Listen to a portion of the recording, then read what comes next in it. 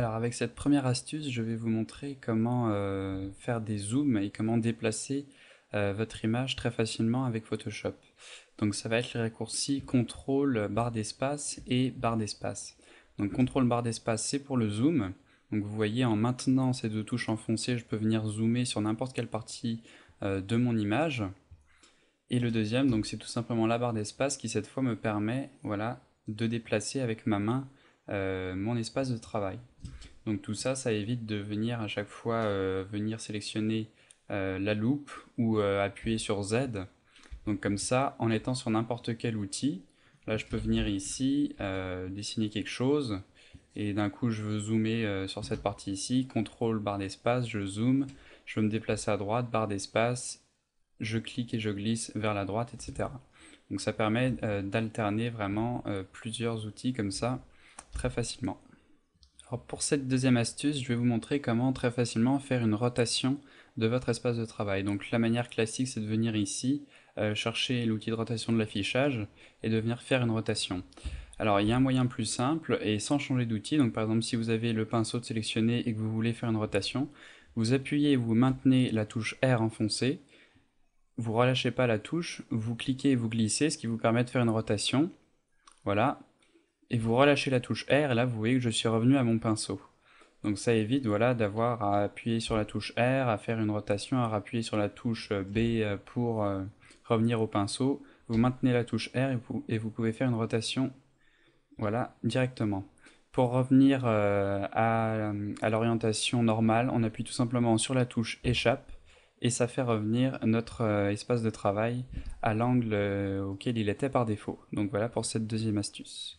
Alors pour cette troisième astuce, vous allez voir que des fois quand vous êtes sur Photoshop, même si vous utilisez la main, vous ne pouvez pas déplacer votre espace de travail. Vous voyez, j'appuie sur la barre d'espace pour faire apparaître ma main, j'essaie de glisser et ça ne bouge pas. Donc la méthode pour remédier à ça, c'est de venir avec l'outil Loop. Donc je viens ici où j'appuie sur la touche Z et venir cliquer sur l'icône plein écran ici. Donc là, ça va vous remettre en plein écran. Vous voyez que maintenant, je peux bouger avec ma main et même si je fais un zoom arrière, je peux toujours bouger mon espace de travail où je le veux. Donc si jamais vous êtes coincé, ce qui arrive souvent avec quand vous appuyez sur adapter l'écran ou quand vous faites des fausses manips, vous vous retrouvez bloqué comme ça ici avec votre main. Vous avez qu'à appuyer sur plein écran. Ça marche aussi avec taille réelle des pixels, je crois. Voilà, ça marche. Et taille d'impression aussi. Donc l'un de ces trois ici va vous permettre de revenir avec la main et de bouger votre espace de travail, ce qui n'est pas le cas de adapter à l'écran qui vous bloque. Donc voilà pour cette astuce. Pour cette quatrième astuce, je vais vous montrer comment afficher les contours d'un calque pour savoir exactement la place qu'il prend dans notre espace. Donc en venant ici dans l'affichage, dans les options afficher, je peux venir cocher contour du calque. Et là, vous voyez que sur chacun de mes calques, à chaque fois je les sélectionne, si je viens en créer un nouveau et que je dessine quelque chose, ça va m'entourer avec ce cadre bleu le contour de mon calque. Donc ça peut être très pratique si par exemple, sans faire attention, je viens ici en bas à gauche et que je clique une fois pour faire un point, mais je ne m'en rends pas compte, je vais le faire un peu plus petit, voilà, pour que l'exemple soit plus probant. Donc là je fais un point, je ne m'en rends pas compte. Et bien avec ce contour du calque, on peut bien se rendre compte qu'il y a des pixels autre part qu'ici. Et donc il nous suffit plus qu'à sélectionner cette partie, intervertir la sélection, appuyer sur supprimer pour sélectionner tout ce qui est en dehors de ce calque. Donc ça permet de savoir précisément où sont situés nos pixels dans le calque. Alors pour cette cinquième et dernière astuce, je vais vous montrer comment savoir plus précisément ce que l'on a dans le calque.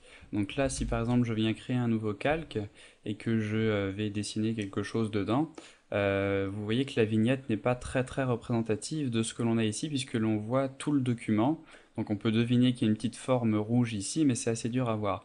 Donc ce qu'on peut faire, c'est venir ici, dans le panneau calque, sur la petite flèche à droite, on vient dans options de panneau, donc par défaut le contenu de la vignette est coché sur document entier, et on peut venir cocher limite du calque, et si on valide, vous allez voir que la vignette du calque va se restreindre autour des pixels que l'on a dessinés dans notre calque. Donc ça permet beaucoup plus facilement de voir ce qu'on a dans nos calques avec la vignette. Donc voilà pour cette dernière astuce.